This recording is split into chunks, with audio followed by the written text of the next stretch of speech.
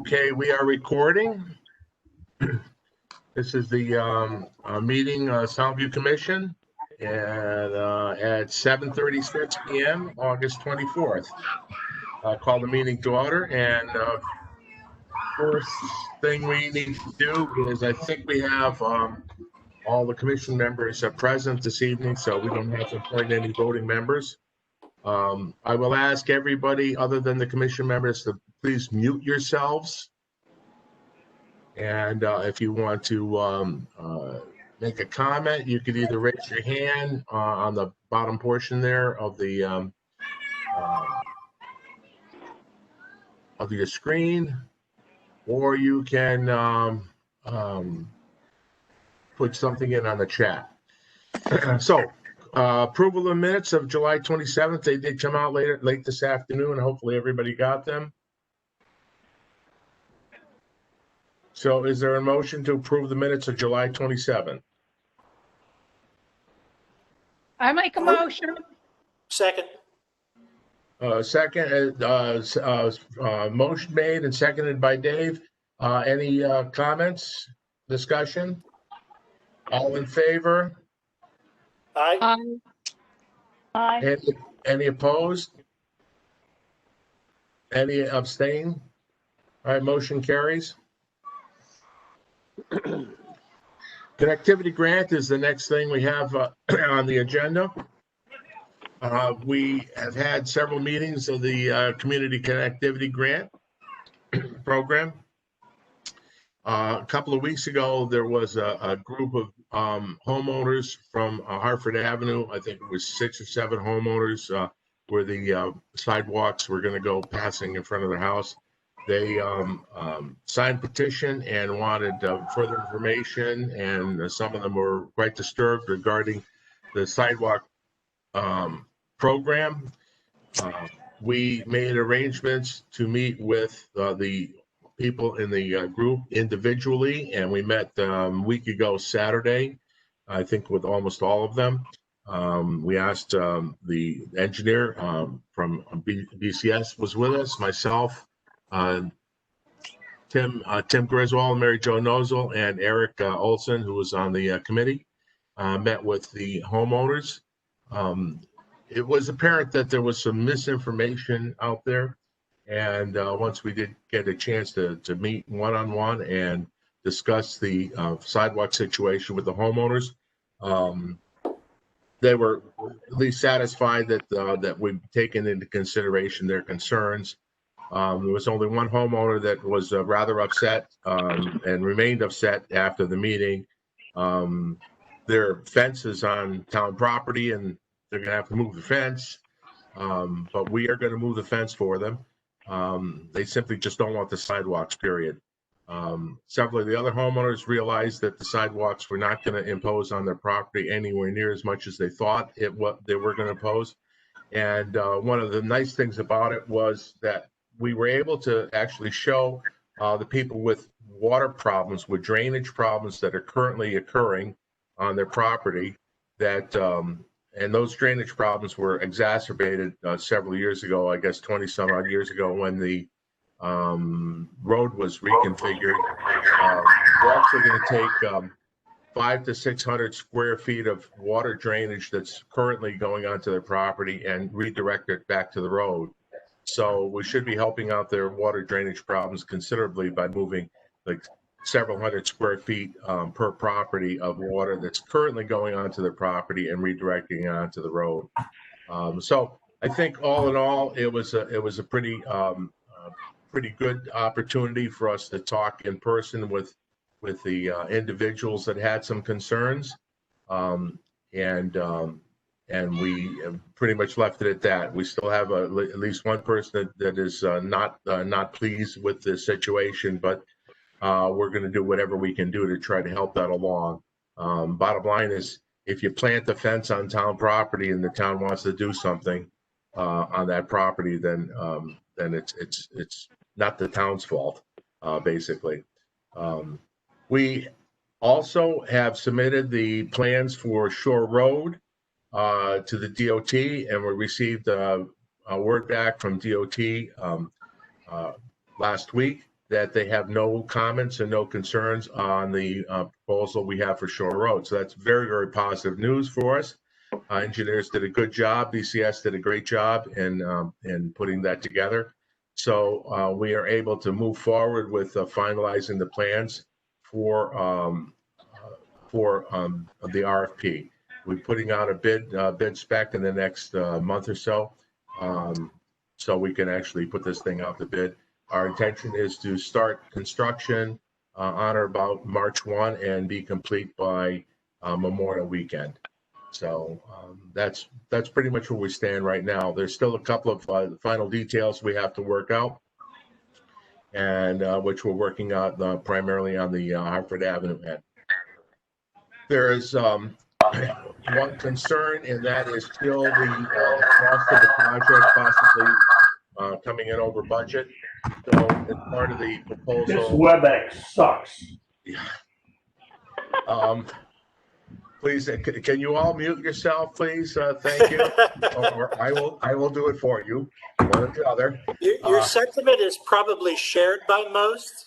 Yeah, we're trying not to verbalize that because we are recording, and these recordings will be available to the general population through the town website. I lost my frame of thought there. Where was I going with that?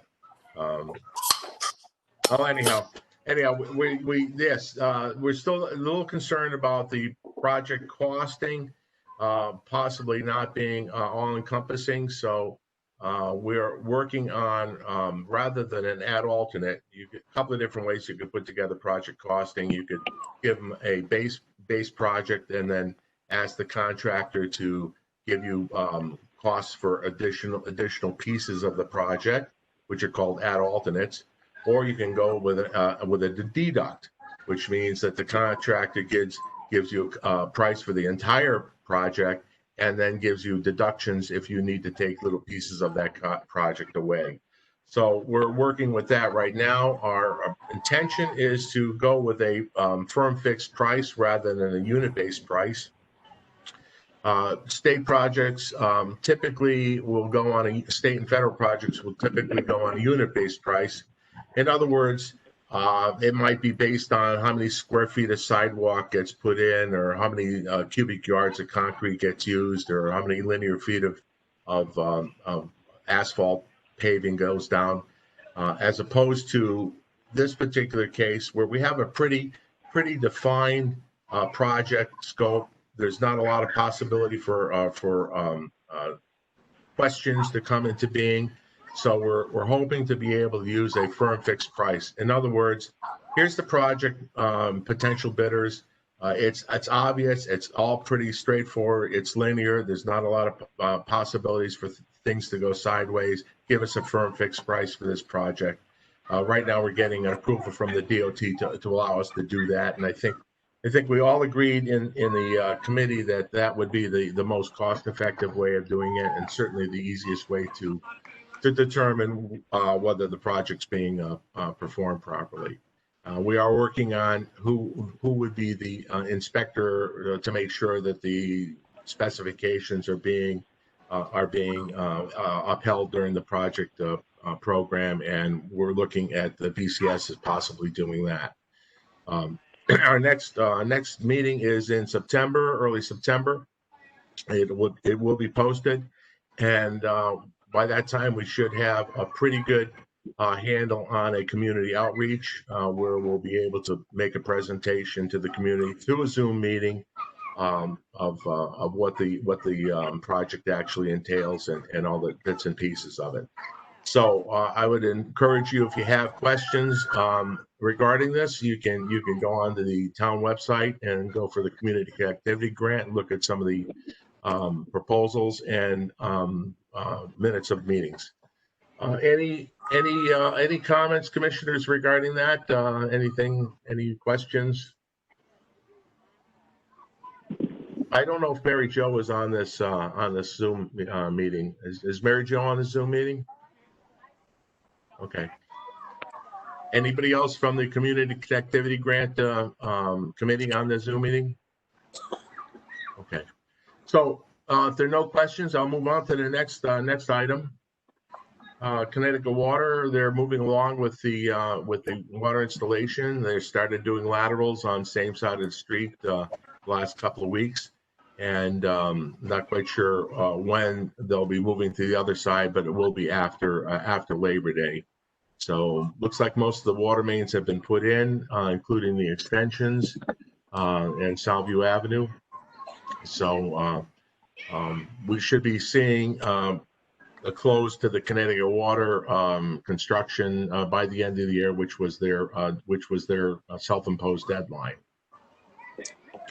Any questions regarding the water situation? Okay. Sewers, I have no further information regarding sewers. WPCA has hired their own appraiser, and they'll be putting together their program eventually. According to them, we won't know what the cost is until the project is completed. I know the Southview Coalition hired an appraiser and came up with a cost benefit for property, and the WPCA did not agree with that, so they hired their own appraiser. And hopefully, we'll be able to come to some consensus eventually. I certainly hope we'll be able to put this thing to bed without having to enact legal action. That's what I have on that. That's just information, general information. Hey, Frank, this is Paul. Can you comment on the letter that I believe a lot of us received from the town and Fussin O'Neill regarding wanting to know where our pipes exited the foundation and where we would like to have connectivity? I can't comment on that from a commission standpoint. I do know the Southview Coalition, the Southview Sewer Coalition did put out a letter regarding that, and if somebody is not a member of that coalition and would like to join, they can contact either Dennis Maluzzo or Mary Daly, and they can put them in touch with that and fill them in on the details of what the attorney stated regarding that particular letter. Okay, great. Thank you. Yeah, I don't think it's appropriate for me to comment as a commission member right now regarding that. Beach review. Any comments regarding the beach between last month and this month? Anything going on out there that the commission could and should be aware of that we can possibly assist with?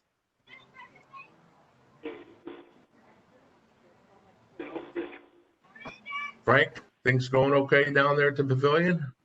Yeah, they're fine. You know, As well as can be expected. All right. Anything else? It's Michaela. Yes, Michaela. I just want to say that I've actually seen a lot of rangers in action, telling people to not play ball. They took down a volleyball net the other day that people had set up on the beach, and they came in with somebody from Miami Security, and they talked to the people and took the net down. And they've actually been really good about being on the beach. I generally get to the beach pretty late, so I don't know what goes on, at noon, but anytime I've been there, the rangers have been really terrific the last couple of weeks. So, I mean, in general, I've heard a lot of very positive comments regarding the police and the rangers. It's a difficult task this year. There's a lot of things going on, and there's been some changes in obviously our security and police department.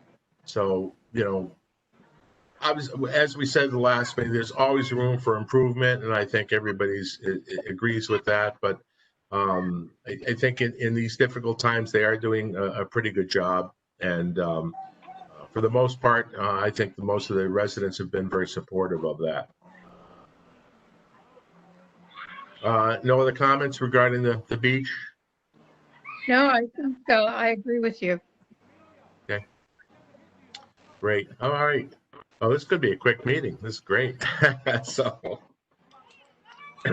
coastal cleanup community event. Last meeting, we talked about Lauren Zielinski made a presentation regarding a coastal cleanup event that she wanted to do in conjunction with Save the Sound. made a presentation to the commission. We agreed unanimously to support her. I then went to the Board of Selectmen at the next meeting. I made the presentation to the Board of Selectmen. Board of Selectmen agreed to allow us to support them and also to for the town of Old Lyme to support as best as possible. Tim mentioned that if we wanted to, he would make arrangements for Public Works to pick up all the trash that gets collected, which was very nice.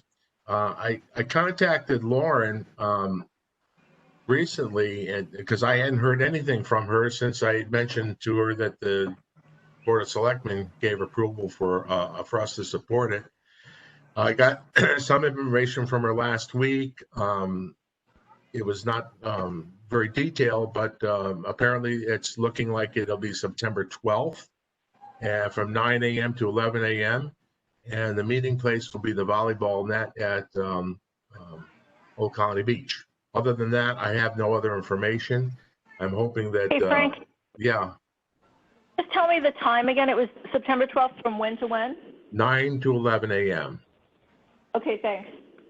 I'm hoping to get some more information from Lauren in the next couple of days, some press releases or something of that nature, so that we can be a little bit more descriptive as people ask us questions.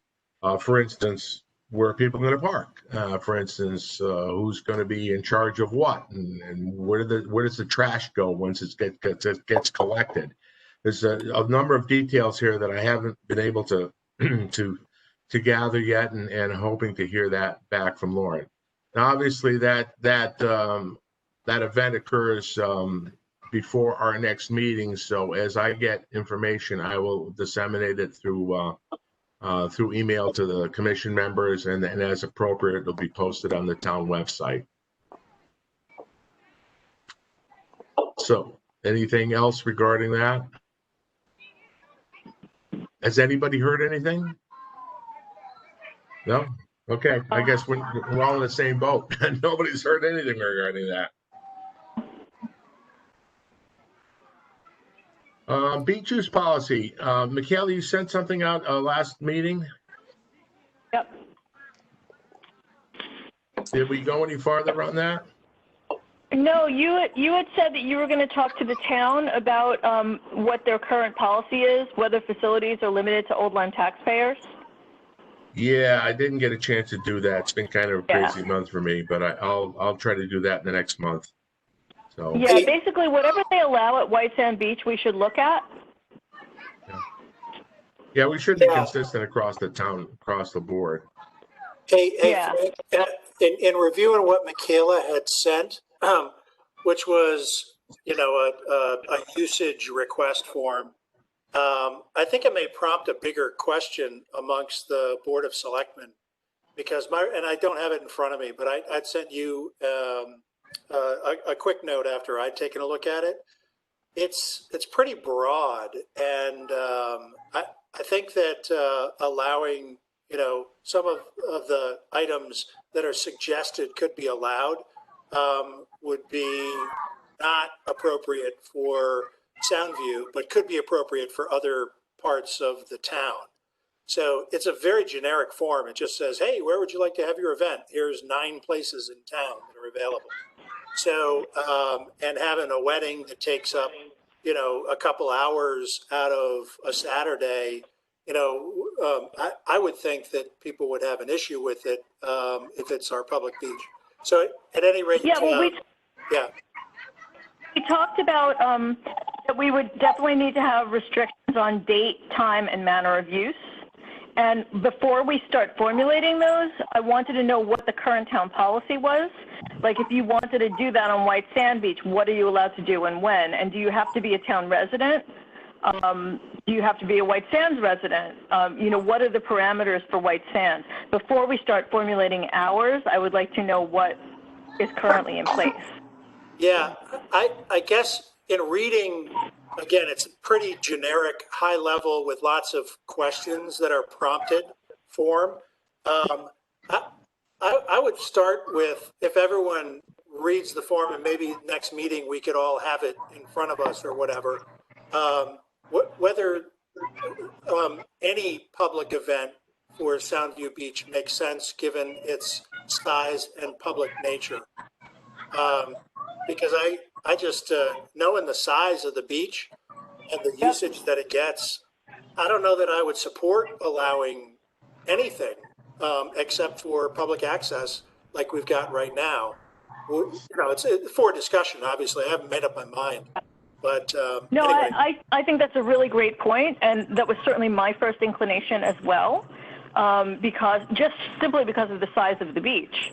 And, you know, you could say that, you know, if there's a difference between somebody like setting up chairs on the beach and somebody like having like 4 people at the water line at sunrise. You know what I mean? Like, Yeah. that's the kind of thing that goes on anyway, and nobody gets a permit for it. Yeah, because they don't come with a hoopah and like 100 guests. Right, exactly. So, I mean, I think anything like that would have to be not allowed because it's 100 feet of beach. So. Yeah. Well, good point. I mean, Dave brings up a good point. We all bring it. So I think maybe a great idea would be to look at that form and you know, and I will try to get a hold of the facilities people in town and just get an idea of, like you mentioned, Michaela, you know, what are the parameters that they have and see if any of it makes sense for us. Yeah, just as a place. Yeah, and Michaela, when I read the form, it's really open-ended. It's kind of like, if you want to do something, submit this form, and the selectmen will decide whether you can or not. And so, in other words, there weren't enumerated, conditions that needed to be met for allowance of use or anything like that. So maybe it does make sense for our next meeting, Frank, as if you send out the agenda. I'll try to remember if you don't do it, but sending out that one pager that Michaela had sent out so that we can all just look at it at the same time and maybe make some progress in terms of whether we support doing anything or not. And if we do support doing something, then we can take that next step. Great. Okay, I'll send it out with. Good. You send it out again, Michaela? I'll send it with the minutes. Great. Excellent. Thank you. Right. Anything else regarding that? Parking lot. I once again made a request wondering where our bike rack is and why our picnic tables are still locked up. I finally got some information today is that no one knows why our picnic tables are locked up. So I'm hoping to, no one knows who made that decision to lock them up. Who's got the key? Well, I'm going to find out tomorrow morning because the midnight chain removal company can go into business. So we're going to find out tomorrow who made that decision and why they made that decision. Once again, I'm under the understanding that the town cannot put people in a position where they can't social distance, but it's not the town's responsibility to maintain social distancing. In other words, if the picnic tables are spread apart far enough, and 5 people decide to sit at the picnic table, it's not the town's responsibility to go up there and start policing them and ask them if they're all members of the same family. Otherwise, they'd have to do that on the beach. You know, when you have 7 people sitting next to each other, you can go up there and tell them, are you same family or not? So that's my understanding. Who are you asking tomorrow? Is it the Board of Selectmen or?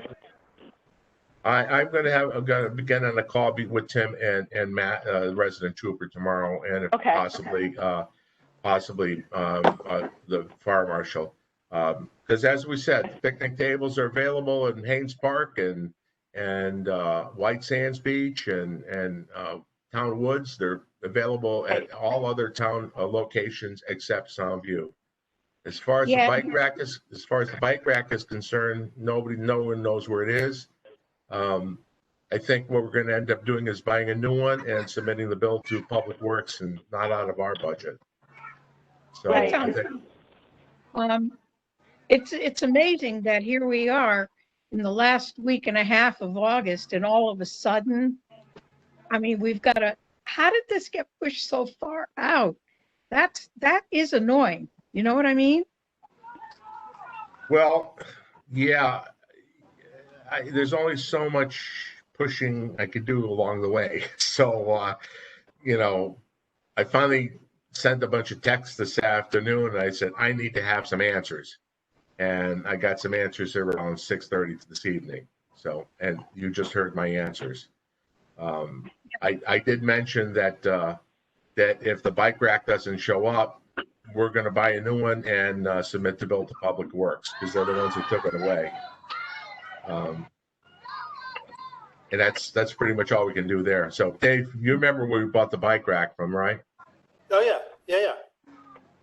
I think you muted yourself. There you are. Other than that, the frustration level is that, you know, we seem to be held to a different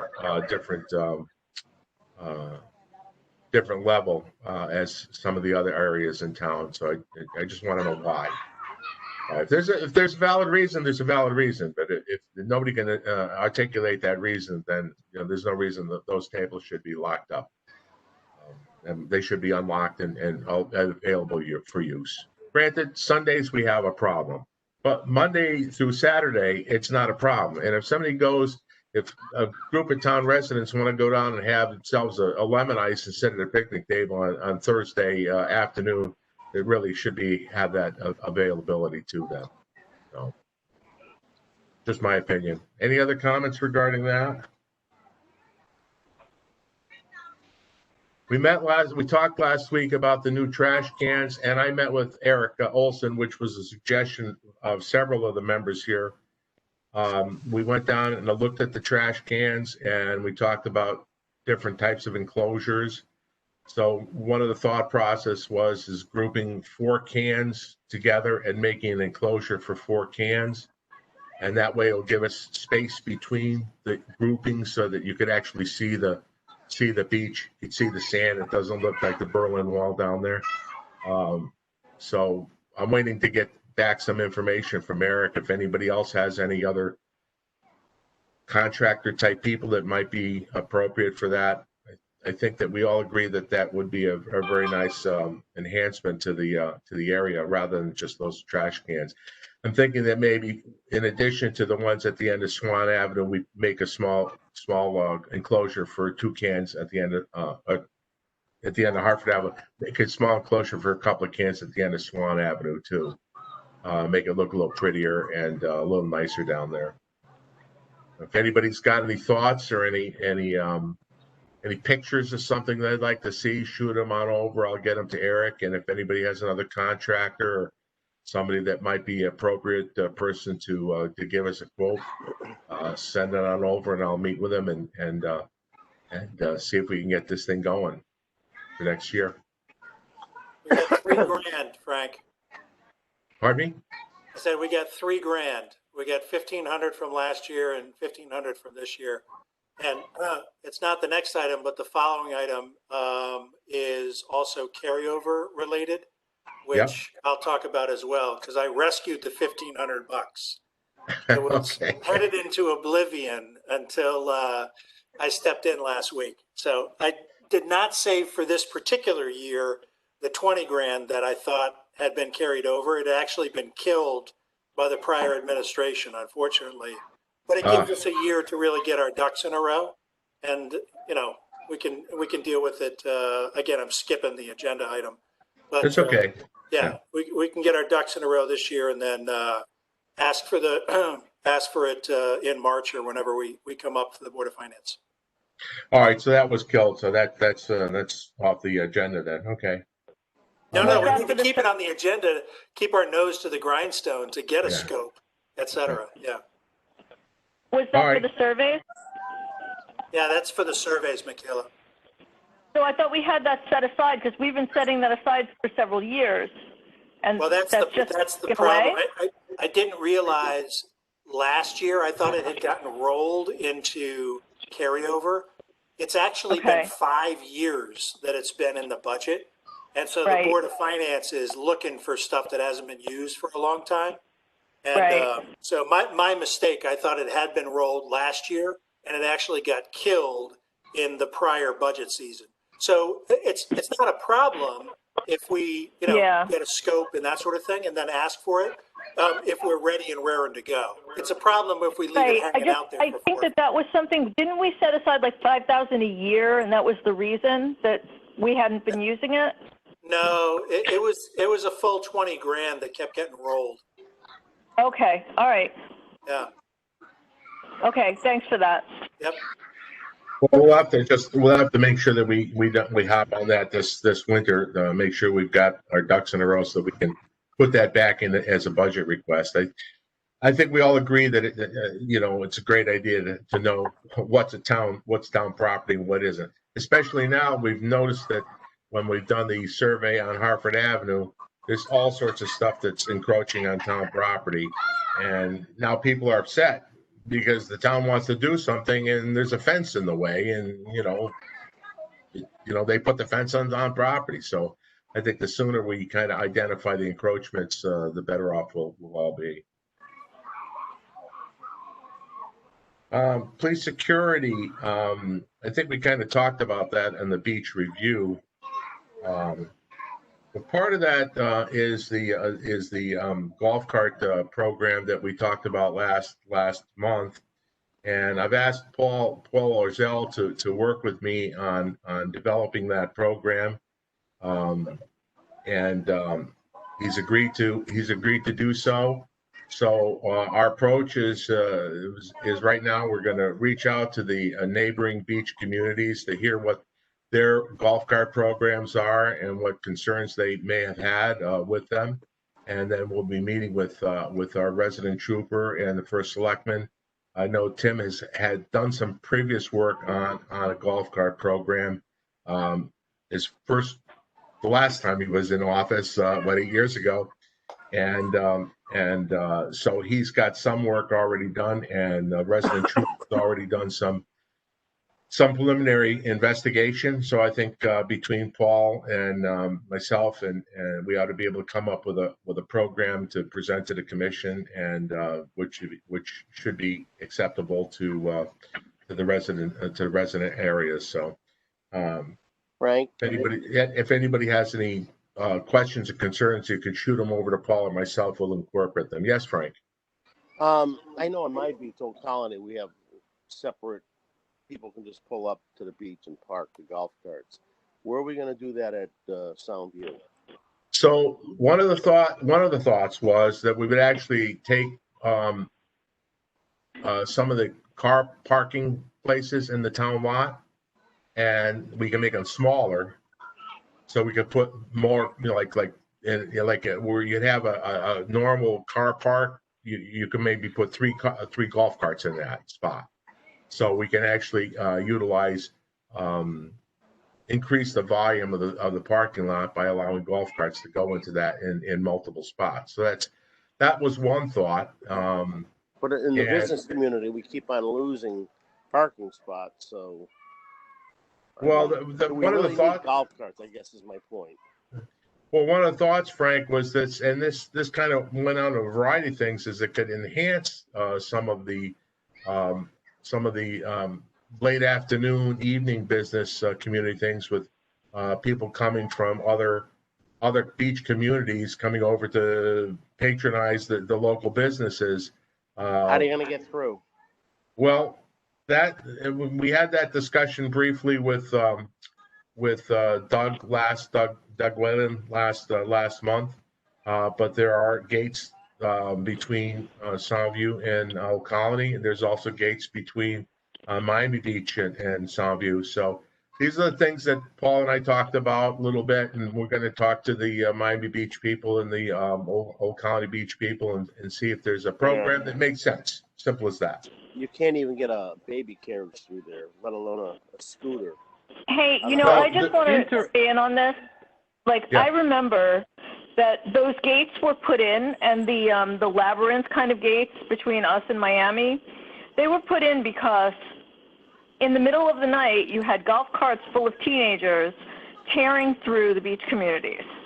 And they would go through those pass-throughs, and they'd be drunk, and they'd be having all kinds of crazy behavior at like 11, 12, 1 o'clock in the morning and later.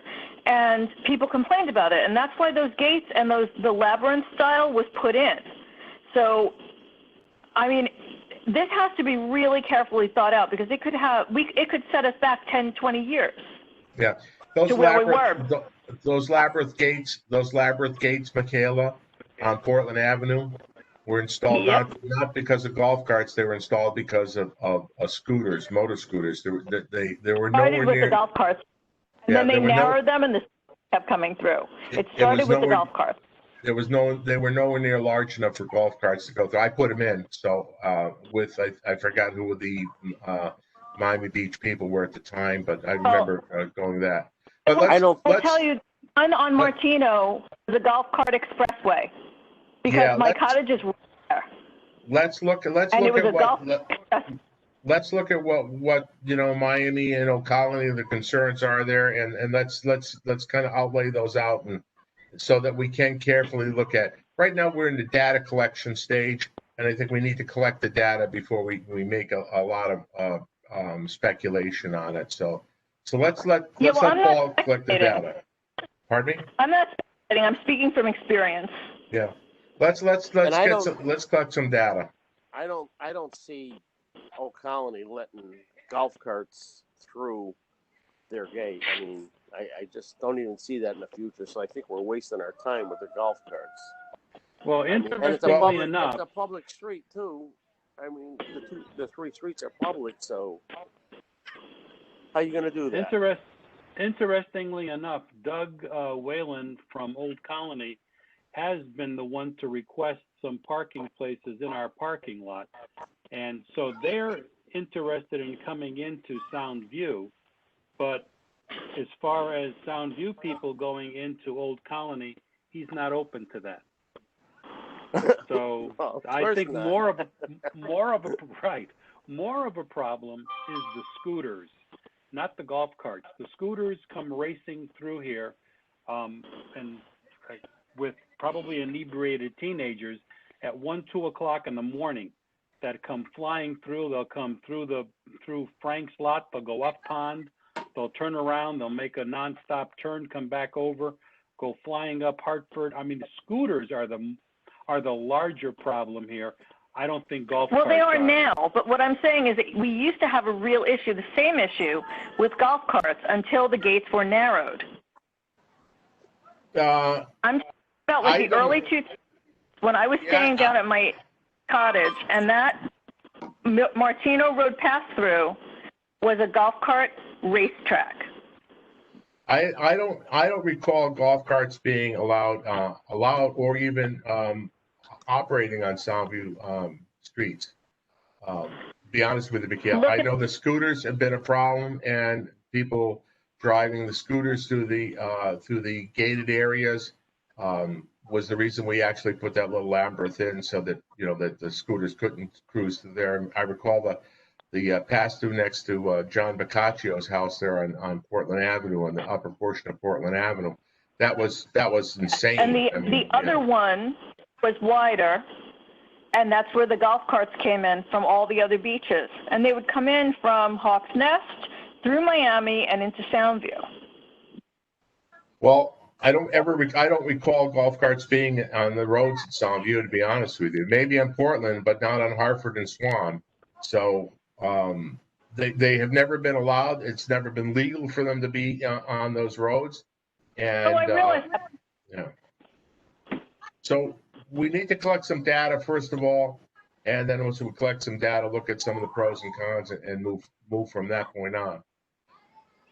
Frank, I to go back to your concern with businesses, many people have requested the golf carts because they want to come and patronize the businesses and they don't want to walk. So that was it was a positive thing. Good point.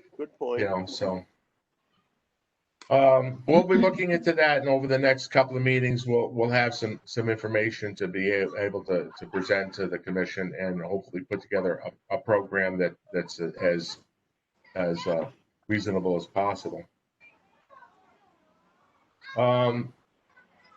there was a question that came up regarding paddle boards. Michaela, I think you presented a question regarding paddle boards. Yeah, there was a question on the Soundview Facebook. I guess it was a woman who had been told that she wasn't allowed to use her paddleboard in the swim lane, and she wanted to know what the rules were.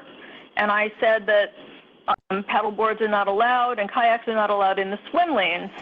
And she posted something from the Coast Guard that appeared to state that paddleboards were only considered vessels unless they were in a swim area. And I told her that our guidance came from the DEP and also from Harry, who is the harbor master, and that as far as I knew, there's no such thing as paddleboards in the swim area, which completely makes sense because it gets very crowded and you can't have somebody diving into the water and possibly coming up and hitting their head on a paddleboard or kayak. So I just thought that I told her that I would bring it up at this meeting and that we would get some clarification. Damn, I just bought a paddleboard too. Harry, you're on the line here. Yeah, I'm here. Wake up, Harry. I'm here. Do you know why there seems to be some conflicting information between the Coast Guard and the DEP? According to the Coast Guard and DEP, paddleboards are considered vessels. They are not allowed in the swim areas. Also, kayaks and canoes fall under that. Okay. Okay, So, and that's the ruling. And that's official from you as the harbor master? Absolutely.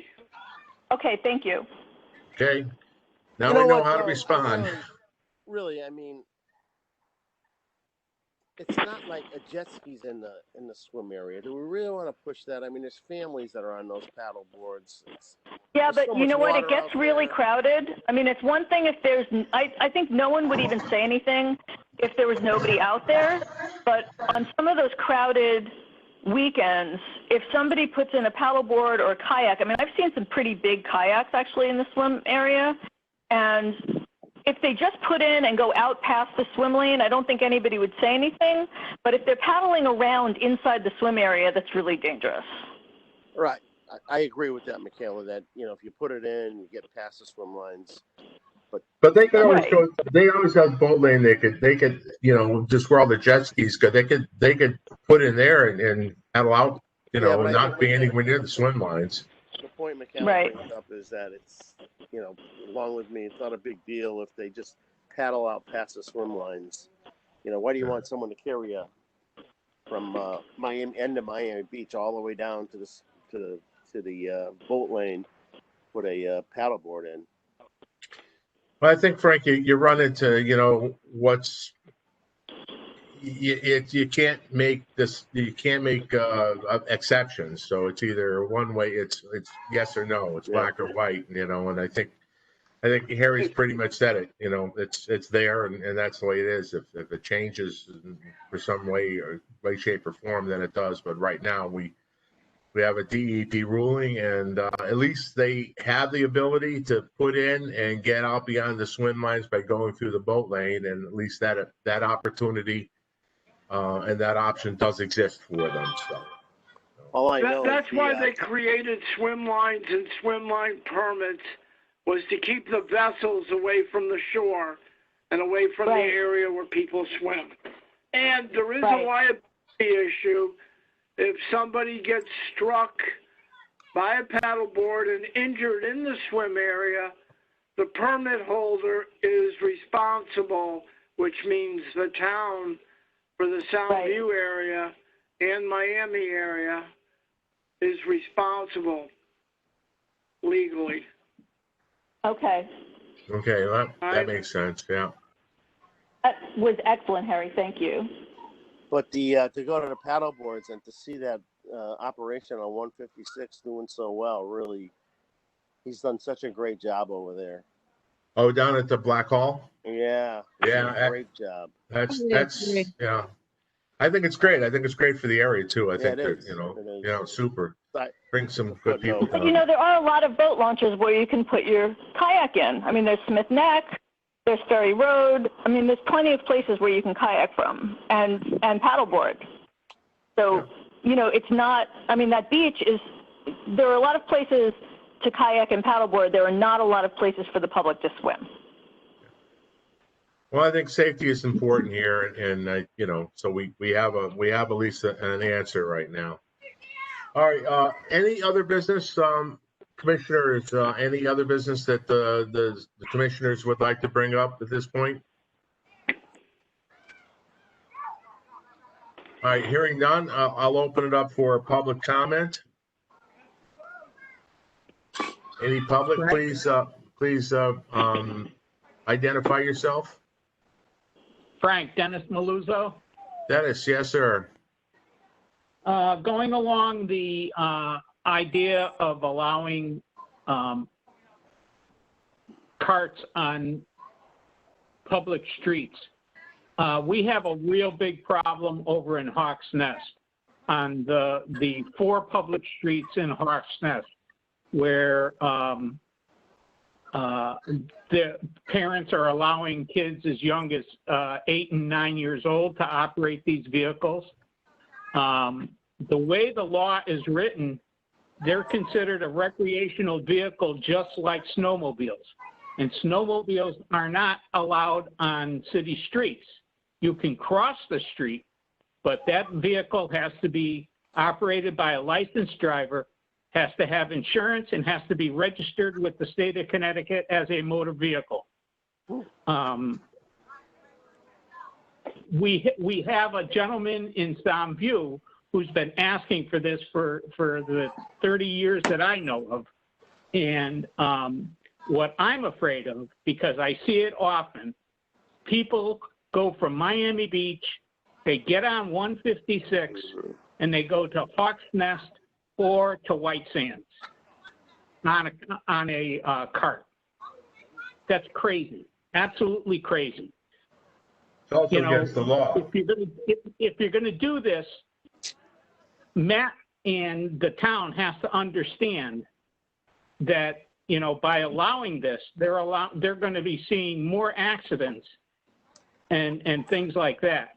In their registration process, it has to be a licensed driver. It has to have insurance, and it has to be registered with the state. And if you want to register with the town, that's another thing, because they're going to have to be accountable for their actions. Yeah. That's what I got. Thank you, Dennis. Just briefly, just briefly, the state statute does allow the town to provide the registration, and there's a whole procedure for that. It's very, very successful program in Old Saybrook. So we're looking at Old Saybrook's very successful program, and Matt and Paul have already looked at that. And we're gonna gather all our ducks in a row, but it is. The requirement is a licensed driver. The requirement is that the golf cart must meet certain standards. You just can't put anything out there, and it can't be on any other roads other than specifically designated roads. So we'll look into that. Any other public comment? Just the last thing I need to do is we have town roads in Hawks Nest also. I've never seen a policeman stop any of those carts for speeding. Yeah, and those are town roads. They're not even allowed on those town roads, Dennis, because we have no appropriate registration method for them. So maybe this could go a long way in solving some of that problem once you have an appropriate registration method and accountability. I hope so. So it's a matter of accountability. So any other public comment? Please. Yes. Other comment? I don't hear any other public comment out there. If people are trying to and can't, I'm not quite sure. I'm going to unmute everybody just to make sure.